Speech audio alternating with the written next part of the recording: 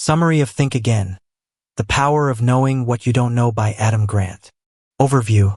Imagine you're at a dinner party, and the conversation turns to a contentious topic, let's say climate change. You have strong opinions on the subject, backed by facts you've gathered over the years.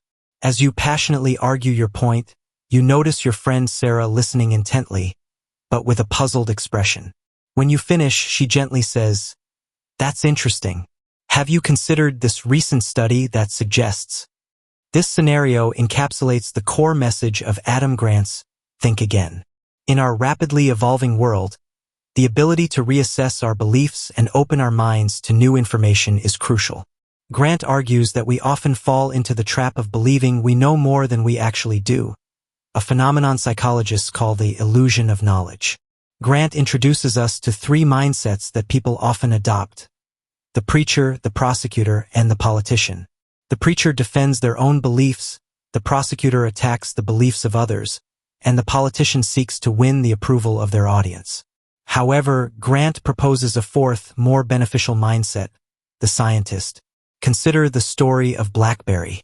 Once the leader in smartphones, the company's executives were so confident in their product that they dismissed the threat posed by the iPhone. They couldn't imagine a phone without a physical keyboard being successful. This inability to rethink their assumptions led to BlackBerry's dramatic fall from market dominance. In contrast, Grant highlights the success of Bridgewater Associates, the world's largest hedge fund. Its founder, Ray Dalio, instituted a culture of radical transparency, where employees at all levels are encouraged to challenge each other's ideas, including his own. This approach, while sometimes uncomfortable, has led to better decision-making and sustained success for the company. Grant also explores how rethinking can impact personal relationships. He shares the story of a man named Daryl Davis, a black musician who has spent years befriending members of the Ku Klux Klan. Through open and respectful dialogue, Davis has convinced over 200 members to leave the organization.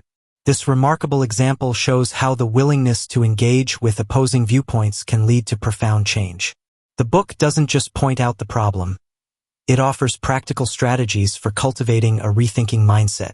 Grant suggests techniques like seeking out information that goes against our beliefs, surrounding ourselves with people who challenge our thinking, and regularly updating our views based on new evidence. In essence, Think Again is a call to embrace intellectual humility and the joy of being wrong. It's about recognizing that our beliefs are hypotheses to be tested, not treasures to be guarded. By adopting this approach, Grant argues, we can navigate an increasingly complex world more effectively, foster better relationships, and continue growing throughout our lives. Adam Grant, an organizational psychologist, argues that in a rapidly changing world, the ability to rethink and unlearn is crucial for personal and professional growth. The book is divided into three parts. 1. Individual rethinking. Grant introduces 4 archetypes: preacher, prosecutor, politician, and scientist. He suggests that we often adopt the roles of preacher, defending our beliefs, prosecutor, proving others wrong, or politician, seeking approval. Instead, we should think like scientists, who are open to new ideas and willing to update their beliefs based on new evidence. He discusses the concept of confident humility, where one has confidence in their abilities, but also recognizes the limits of their knowledge. Grant explores the idea of enjoying being wrong, as it provides opportunities for learning and growth. 2. Interpersonal rethinking. The book highlights the importance of creating environments where people feel safe to express their doubts and questions. Grant shares stories of individuals who have successfully changed their minds and influenced others to do the same, such as a black musician who persuaded white supremacists to renounce hate. He emphasizes the value of listening and asking questions to understand others' perspectives better. 3. Collective rethinking.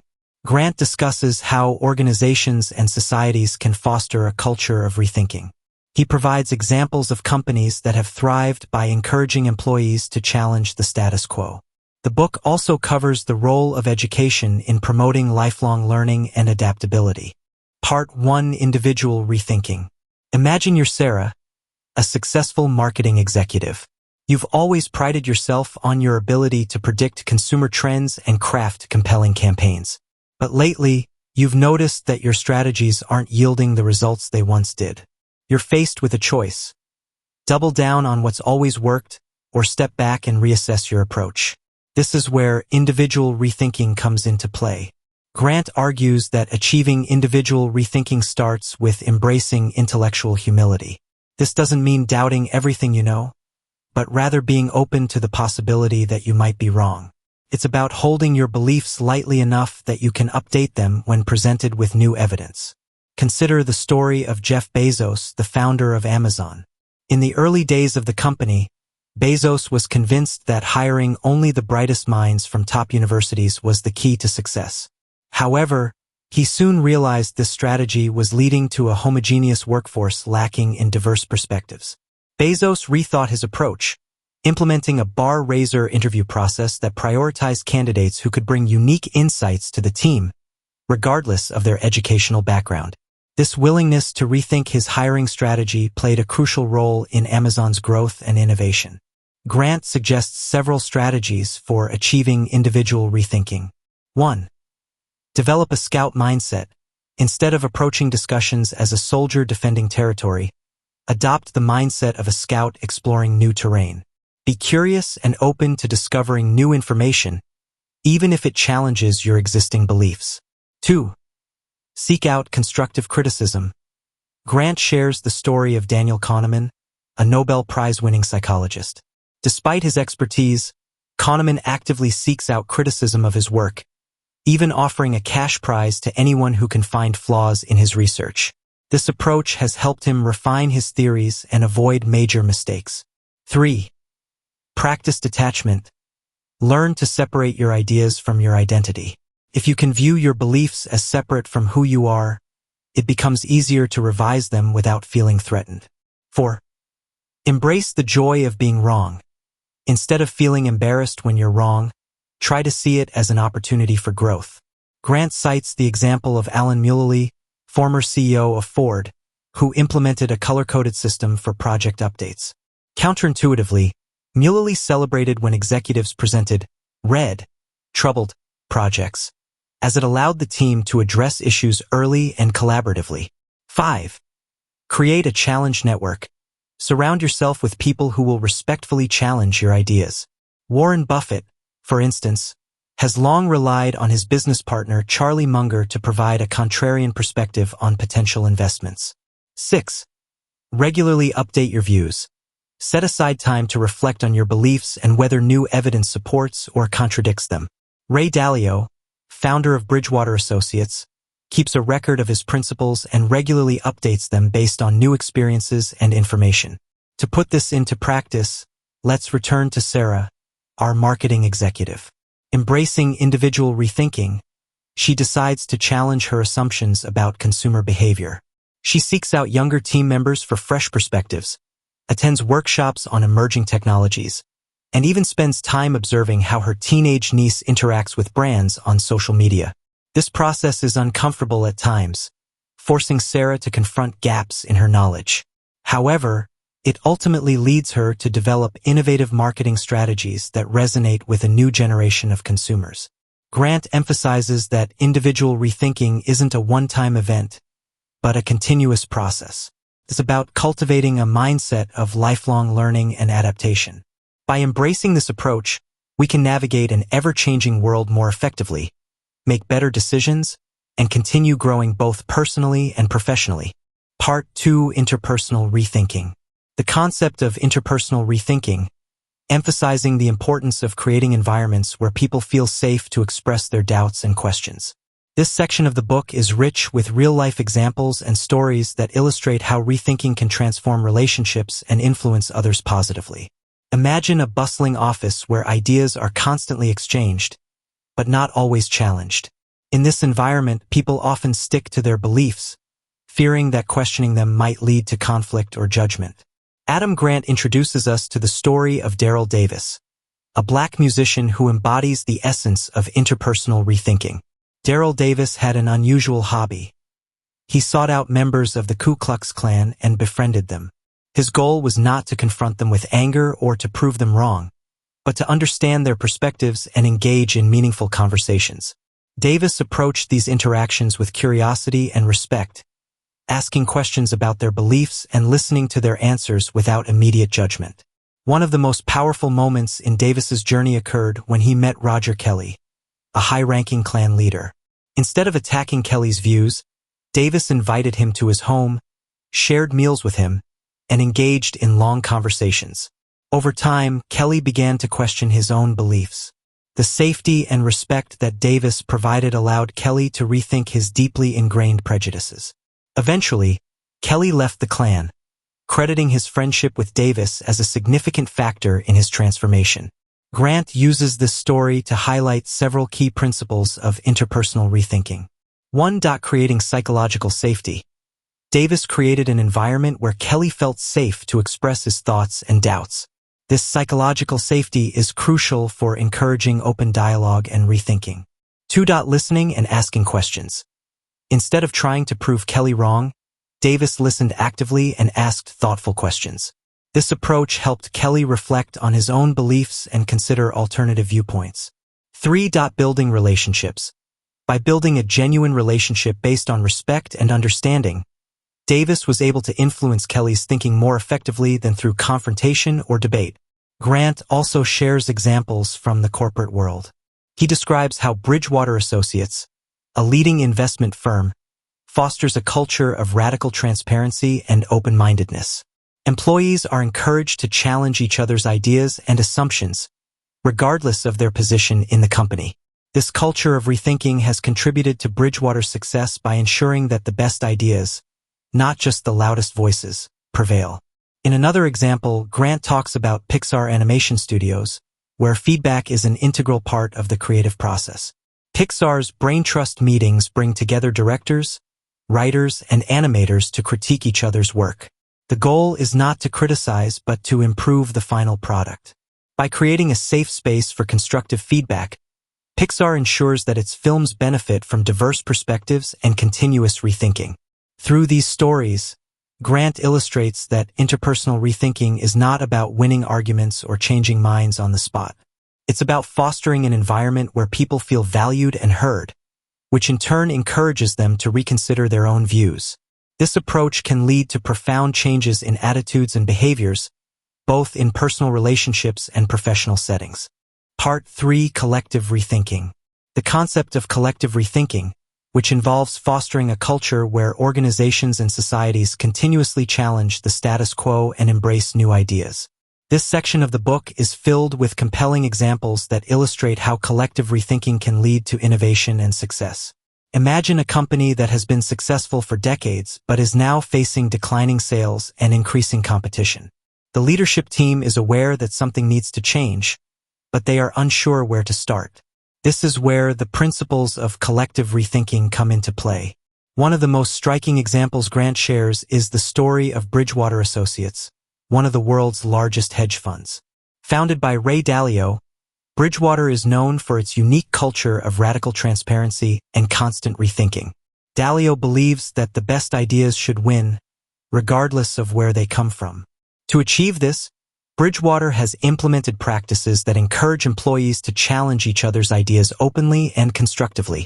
At Bridgewater, meetings are recorded, and employees are encouraged to provide feedback on each other's performance.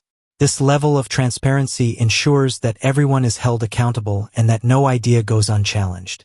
For instance, during a critical meeting about investment strategies, a junior analyst might question the assumptions of a senior executive. Instead of dismissing the junior analyst, the team listens, evaluates the evidence, and rethinks their approach if necessary. This culture of continuous rethinking has helped Bridgewater stay ahead of the curve and maintain its competitive edge. Another powerful example comes from the world of aviation. Grant recounts the story of how the U.S. Air Force transformed its approach to pilot training. In the early 1950s, the Air Force was experiencing a high number of crashes and couldn't figure out why. They initially blamed the pilots, but further investigation revealed that the problem was with the design of the cockpits. The cockpits were built to fit the average pilot, but it turned out that no pilot actually fit this average profile. To address this, the Air Force adopted a new approach, designing cockpits that could be adjusted to fit pilots of all shapes and sizes. This shift in thinking required a collective effort from engineers, designers, and pilots. By rethinking their assumptions and working together, they were able to create safer and more effective cockpits, significantly reducing the number of crashes. Grant also highlights the importance of collective rethinking in education. He shares the story of Minerva Schools, an innovative university that challenges traditional higher education models. Minerva's curriculum is designed to teach students how to think critically and adapt to new information. Classes are conducted online, allowing students from around the world to participate. The focus is on active learning, where students engage in discussions, debates, and problem-solving activities rather than passively listening to lectures. Minerva's approach requires constant rethinking from both students and faculty. For example, professors regularly update their course materials based on the latest research and feedback from students. This iterative process ensures that the education provided is always relevant and effective. By fostering a culture of collective rethinking, Minerva is preparing students to thrive in a rapidly changing world. Through these stories, Adam Grant illustrates that collective rethinking is not just about making incremental improvements. It's about fundamentally challenging existing assumptions and working together to find better solutions. Whether in business, aviation, or education, the ability to rethink collectively can lead to significant breakthroughs and lasting success. Part 4 Conclusion. In the conclusion of Think Again, Adam Grant ties together the themes of rethinking and unlearning, emphasizing their importance in our personal and professional lives. He encourages readers to embrace a mindset of continuous learning and adaptability, highlighting how these principles can lead to growth and innovation. Imagine a world where everyone is open to rethinking their beliefs and assumptions. This is the vision Adam Grant presents in the conclusion of his book. He argues that in a rapidly changing world, the ability to rethink and adapt is not just beneficial but essential. Grant shares the story of Wagner Dodge, a smoke jumper who faced a life-or-death situation in 1949. Dodge and his team were fighting a wildfire in Montana when the fire suddenly changed direction, trapping them. While his team tried to outrun the flames, Dodge did something unconventional. He lit a fire around himself. This escape fire burned the fuel in the immediate area, creating a safe zone. Dodge's quick thinking and willingness to rethink traditional firefighting techniques saved his life, although most of his team perished. This story illustrates the power of rethinking in critical situations. Dodge's ability to think differently and adapt to the unexpected saved his life. Grant uses this example to highlight the broader application of rethinking in our lives. He argues that we often cling to outdated beliefs and practices because they feel safe and familiar. However, by embracing uncertainty and being willing to change our minds, we can navigate challenges more effectively. Grant also discusses the importance of rethinking in the context of societal issues.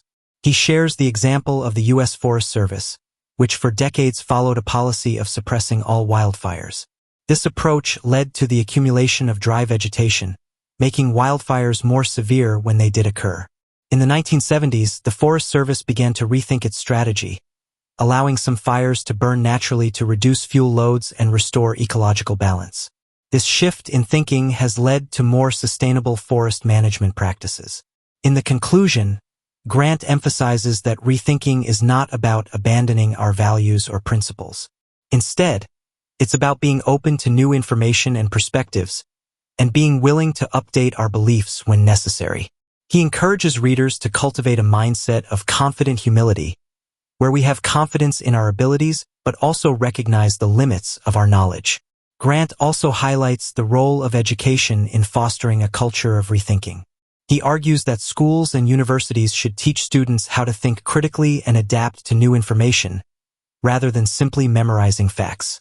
By promoting intellectual humility and curiosity, we can prepare future generations to navigate an increasingly complex world.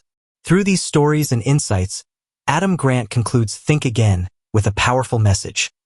The ability to rethink and unlearn is a crucial skill for personal growth, innovation, and societal progress. By embracing this mindset, we can create a more adaptable and resilient world. Thank you for listening. I hope this content is useful to you. If you like this kind of content, please like, share, and subscribe to our channel to support our team.